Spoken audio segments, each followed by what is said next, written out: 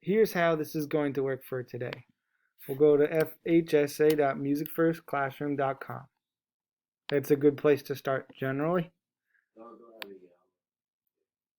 What's that?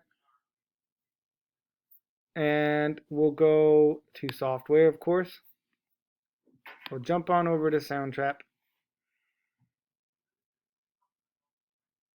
Okay, we'll jump in here to the studio.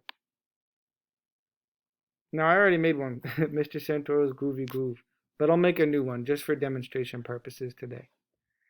All right, it'll take a second for Soundtrap to load, but when it does, I'll move this over. I always click Music, and we'll call it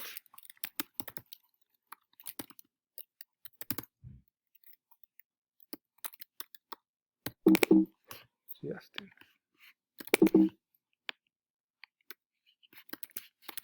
Okay. So from here, from here, you'll go down to this selection here, Add New Track. And I want you to select the drum and beats option. All right, now it'll give you many different ways to make a drum groove. Remember, the 3 ingredients we need for a groove are the bass drum, aka kick, right? Because a drummer will be using the pedal. The kick, the bass drum, the snare drum, and the hi-hat. Right? Again, we need your grooves by minimum to have bass drum, snare drum, and hi-hat.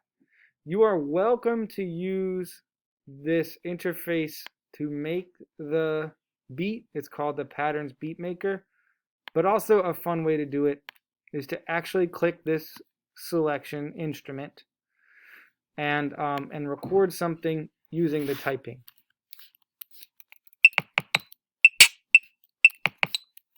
All right, so you've got A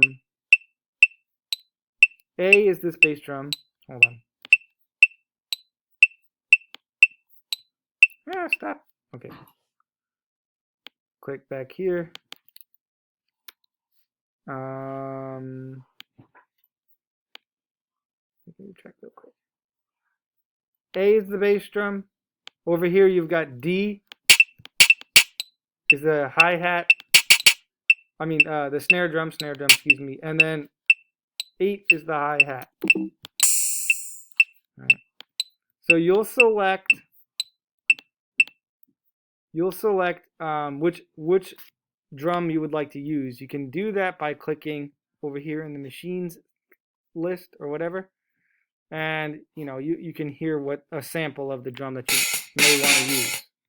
There's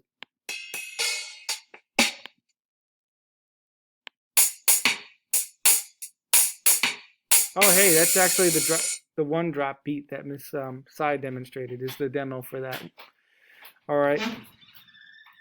Oh hey Lugo. Okay, so that's your goal for today.